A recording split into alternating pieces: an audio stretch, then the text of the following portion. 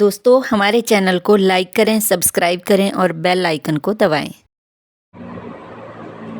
बोलिए बांके बिहारी लाल की जय। मेरा YouTube परिवार, कैसे हो आप लोग?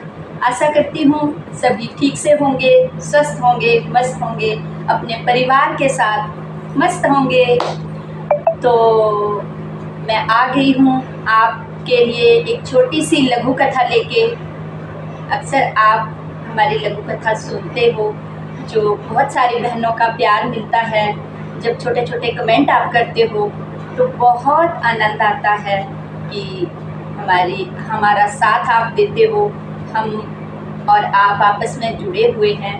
लघु कथा का या कहानी घर घर का या जो भी हम टॉपिक डालते हैं तो उसका मतलब कुछ तो सीख लेना और देना है। हो सकता है इस कहानी से कोई एक आदमी अगर अमल करता है, हम खुद अमल करते हैं तो बहुत अच्छी बात है। तो ये कहानी घर घर की या लघु कथा आप लोगों को कैसी लगती है प्लीज़ ज़रूर बताया करें कमेंट करके। ज़्यादा लंबी भी नहीं डालते, आजकल किसी के पास इतना टाइम नहीं होता। हम खुद जो भजन सुनते हैं अपनी बहनों के, काम करते करते वीडियो लगा दिया, सुन लिया, कमेंट कर दिया। तो ऐसे ही छोटी छोटी लघु कथाएँ होती हैं जिससे हमें सीखने को मिलता है। 5 मिनट की, 7 मिनट की, 10 मिनट से ज़्यादा नहीं होती है। तो प्लीज़ अपना प्यार ज़रूर बनाए रखें, अपना सहयोग दें। जो नए लोग ये लघु कथा वीडियो हमारे भजन सुनते हैं वो चैनल को प्लीज़ सब्सक्राइब ज़रूर करें। हमें आपके सहयोग और साथ की बहुत ज़रूरत है। आपका जो साथ है वो प्लीज़ हमारे साथ ऐसे ही बनाए रखें। आप सभी सब्सक्राइबर्स का बहुत बहुत शुक्रिया जो आपके साथ के साथ हम यहाँ तक पहुँचे हैं। तो जो आज की हमारी लघु कथा है, इसे लघु कथा कह लीजिए या कहानी घर घर की कह लीजिए, बहुत सुंदर होने वाली है। आप इसको पूरा सुने, आपको बहुत आनंद आएगा और हमें सीखने को भी मिलेगा। तो आज का जो टॉपिक है वो है कि अगर जो हमारी लघु कथा है, जो जैसी माँ इस लघु कथा में है, अगर सारी माएँ ऐसी हों तो हमारी बहुत सारी बेटियों के घर उजड़ने से बच जाएंगे। वो कैसे, आप इस कहानी को पूरा सुने।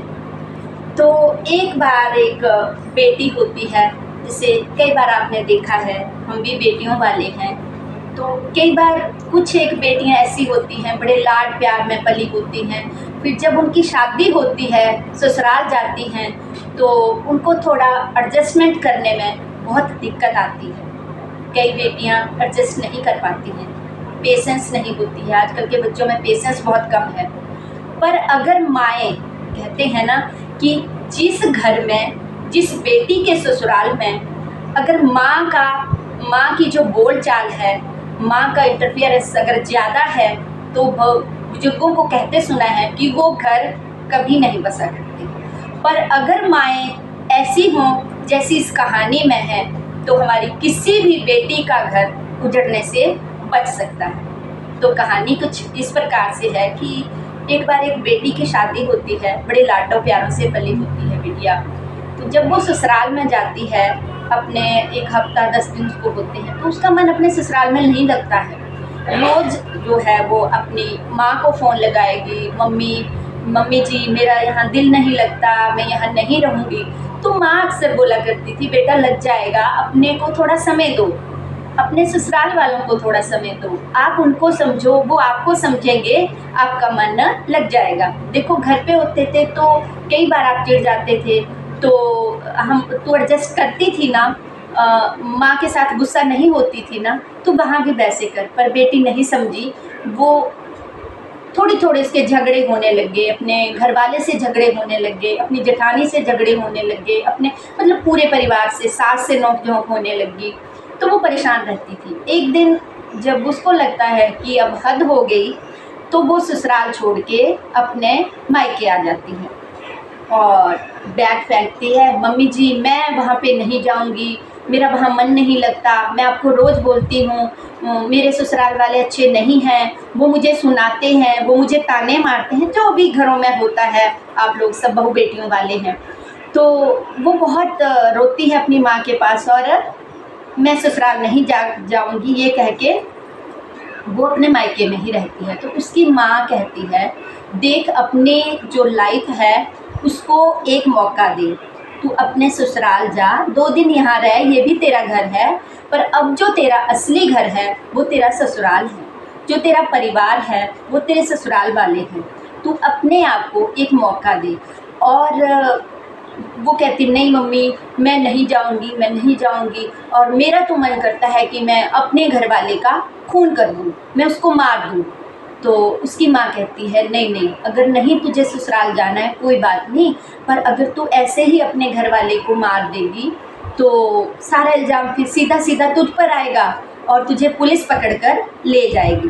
तो तू ऐसे कर, जैसे जैसे मैं तुझे बोलूँगी माँ उसको सपोर्ट करने लग जाती है, जैसे जैसे मैं तुझे कहती हूँ तू वैसे वैसे कर, फिर वो जो दामाद जी हैं वो भी मर जाएंगे और इल्ज़ाम तेरे ऊपर बिल्कुल नहीं आएगा, उनको लगेगा कि वो अपने आप ही मरा। तो वो कहती है ठीक है माँ, आप मुझे बताओ, मैं जो भी करूँगी, मैं कुछ भी करने को तैयार हूँ, पर मैं उस घर में नहीं जाऊँगी, अपने ससुराल में नहीं जाऊँगी, मेरा वहाँ बिल्कुल मन नहीं लगता। तो उसकी माँ कहती है ठीक है, मैं जैसे जैसे तुझे कहूँगी तू बिल्कुल वैसे ही करना, धीरे धीरे सांप भी मर जाएगा और लाठी भी नहीं टूटेगी। तो वो कहती है ठीक है मम्मी जी, आप मुझे बताओ, मैं बिल्कुल वैसे ही करूँगी। तो वो उसकी माँ क्या करती है कि 60-70 पूड़ियाँ, छोटी छोटी पूड़ियाँ दवाई की बना के लाती है और अपनी बेटी को देती है कि ये देख तू, ये जो दवाई है तू अपने ससुराल जा और उनसे प्यार से रहना शुरू कर, अपनी सास से जो काम बताते हैं, छोटे छोटे घरों के काम होते हैं तो वो करा कर, जो तेरी जेठानी जब तेरे से बात करती है तो प्यार से करा कर, जब दामाद जी ड्यूटी से आते हैं उनको पानी पूछा, चाय पूछी, तो कुछ समय ऐसा कर, तो उनको लगेगा कि तू बहुत अच्छी है और उनका जो है वो तेरे ऊपर शक भी नहीं आएगा।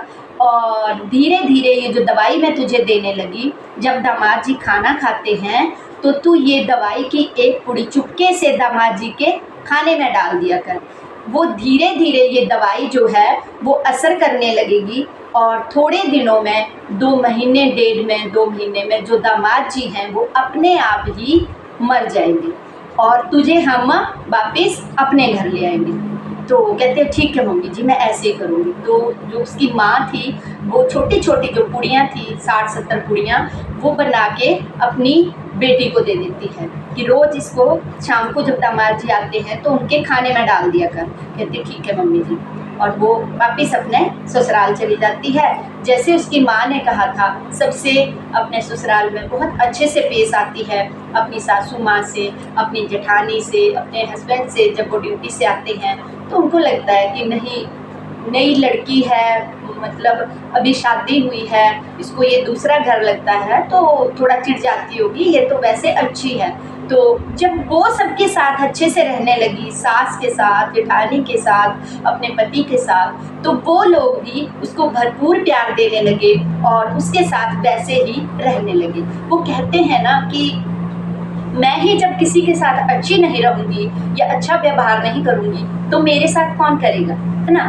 तो दोनों तरफ से कोशिश होनी चाहिए। तो जब वो बहू अपने सारे ससुराल वालों के साथ अच्छे से रहने लगी तो वो भी उसको भरपूर प्यार देने लगे और उसके साथ अच्छी तरह रहने लगी। कोई काम करती, थक जाती तो कोई बात नहीं, तू रहने दे, हम कर लेंगे, तू बाद में कर लेना, तू रेस्ट कर लेना। ये चीज़ें जो है वो, ये बदलाव आने लगा जब वो उनके साथ अच्छे से पेश आने लगी। और वो धीरे क्या करती थी कि जो उसके हस्बैंड थे, जो जैसे माँ ने बताया था, वो पूड़ी खाने की एक उनके खाने में डाल दिया करती थी। तो वैसे वैसे जब उसको प्यार मिलने लगा, घर ससुराल वाले उसके साथ अच्छे से पेश आने लगी और वो उनके साथ, तो उसका जो मन था वो धीरे धीरे बदलने लगा कि नहीं नहीं, मैं तो अपने ससुराल वालों पे ऐसे ही शक करती थी, ये तो बहुत अच्छे हैं, मेरे साथ बहुत अच्छे व्यवहार करते हैं, मेरे पति भी बहुत अच्छे हैं, पर मैंने ये क्या कर दिया, अब तो मैंने इनको दवाई देना शुरू कर दी, अब तो 1 महीना होने को आया, अब तो वो दवाई असर भी करने लगी होगी, मैं इनको मारना नहीं चाहती हूँ, मैं इनके साथ अपनी पूरी लाइफ बिताना चाहती हूँ, पर अब मैं क्या करूँ। तो फिर उसको अपनी माँ को फ़ोन लगाती है कि मम्मी जी, मुझे आपसे एक बात करनी है, पर मैं आपके पास घर आके बात करूँगी, तो आप मेरी सास को बोलो कि वो मुझे भेज दे। तो वो कहती है ठीक है। तो माँ अपनी समधन को फ़ोन करती है कि अगर हो सके तो बिटिया को 1 दिन के लिए भेज दीजिए। वो अपनी सास को पूछती है, परमिशन लेके अपनी माँ के घर आ जाती है और बहुत रोने लगती है कि मम्मी, मैंने तो अपने जो ससुराल वाले थे उन पे ऐसे ही शक करा, वो तो बहुत अच्छे हैं और अब मैं क्या करूं, मैं उनको मारना नहीं चाहती, मैं उनके साथ अपनी पूरी ज़िंदगी बिताना चाहती हूँ, पर अब तो ज़हर ने, जो आपने ज़हर दिया था, जो दवाई दी थी, उसने असर करना शुरू कर दिया होगा, तो अब मैं क्या करूँ। तो उसकी जो मम्मी थी वो कहती है कि तू चिंता मत कर, दामाद जी को कुछ नहीं होगा। तो वो बेटी कहती है कि क्यों नहीं होगा माँ, जो तूने दवाई दी है वो असर करने लगी होगी। तो उसकी माँ कहती है नहीं बेटा, दवाई असर नहीं करेगी। तो वह कहती नहीं नहीं माँ, वो मर जाएंगे, मैं उनको मारना नहीं चाहती, मैं उनके साथ अपनी पूरी उम्र बिताना चाहती हूँ। तो उसकी माँ कहती है कि बेटा, दामाद जी को कुछ नहीं होगा, मैंने तुझे समझाने के लिए, तुझे रास्ते पे लाने के लिए ये एक योजना बनाई थी। तो वो कहती है माँ कैसी योजना। ये योजना कि तू अपने ससुराल में सबके साथ अच्छे से रहे, मैंने तुझे समझाया और तू सबके साथ वैसे ही पेश आई, तो वो भी तेरे साथ माफ करें, वो भी तेरे साथ वैसे ही पेश आए। जब तूने उनको प्यार दिया, प्यार से बात करी, तो उन्होंने भी बदले में तुझे प्यार ही दिया। और दामाद जी की चिंता मत कर, उन्हें कुछ नहीं होगा। तो वो कहती है पर माँ, वो दवाई असर कर जाएगी। तो वो माँ कहती है अरे बुद्धू, वो कुछ नहीं था, वो मात्र एक चूरन की छोटी छोटी पुड़ियाँ थी, दामाद जी को कुछ नहीं होगा, उनका हाजमा ही दुरुस्त होगा, वो तो हाजमे की पुड़ियाँ थी, वो कोई दवाई नहीं थी, वो कोई जहर नहीं था, वो तुझे समझाने के लिए था। तो वो बहुत खुश होती है माँ पक्का। तो माँ कहती है हाँ। तो फिर वो बेटी वापिस अपने ससुराल चली जाती है। उसकी माँ कहती है बेटा, छोटी छोटी बातों से घर बिगड़ जाया करते हैं, अगर हमारे झुकने से रिश्ते बच सकते हैं तो बचा लेने चाहिए। ये मेरी सभी अपनी बेटियों के लिए, अपनी बहुओं के लिए मैं ये ज़रूर बात कहना चाहूँगी, अपनी बेटियों के लिए भी। बेटियां तो सबकी साझी होती हैं, सारी बेटियों के लिए, कि अगर छोटी छोटी बातें इग्नोर करने से या हमारी छोटी छोटी गलतियों हमारी हैं, हमारे झुक जाने से हमारे रिश्ते बच सकते हैं, तो हमें बचा लेने चाहिए। और अगर माएँ, सबसे बड़ा रोल जो है बेटी के घर को बचाने में, वो माँ का होता है। माँ उसे कैसी सीख देती है, जो माँ बोलती है बेटी उस पर जरूर अमल करती है। तो अगर सारी माएँ ऐसी हों जैसी इस लघु कथा में हैं, वैसी ही हों, तो हमारी किसी भी बेटी का घर ना उजड़े, हमारी सभी बेटियों के घर कुशल मंगलता से बसे रहें। तो कोशिश करें अपने बच्चों को अच्छे संस्कार देने की, अपनी बेटियों को अच्छे संस्कार देने की, छोटी छोटी बातों को इग्नोर करने की। और हमारे झुकने से अगर रिश्ते बच सकते हों तो हमें झुक जाना चाहिए, अपने परिवार को संजोकर रखना चाहिए, हमें परिवार को एक करके रखना चाहिए, ताकि खुशियाँ भरपूर बनी रहें, हम सब स्वस्थ रहें, मस्त रहें और एक दूसरे के साथ खुशियाँ एंजॉय करें। तो ये छोटी सी लघु कथा थी, आपको कैसी लगी आप छोटे छोटे कमेंट करके ज़रूर बताएं। हमें कमेंट को पढ़ के आप लोगों का जो सहयोग मिलता है, जो नए लोग इस कथा को सुनेंगे, अगर अच्छी लगी कथा आप लोगों को, तो प्लीज़ चैनल को सब्सक्राइब ज़रूर करें। और फिर भी अगर इस छोटे से वार्तालाप में, इस माँ बेटी की कहानी में अगर कुछ भी मुझसे गलत निकला हो, आप लोगों को कुछ गलत लगा हो, तो प्लीज़ मुझे माफ़ करें। मेरा मन किसी को, मेरा जो मतलब है या लघु कथा सुनाने का, किसी का मन दुखाने का नहीं है, बस छोटी छोटी बातें आप लोगों से साझा करने का है। और बाकी स्वस्थ रहें, मस्त रहें। बोलिए बांके बिहारी लाल की जय।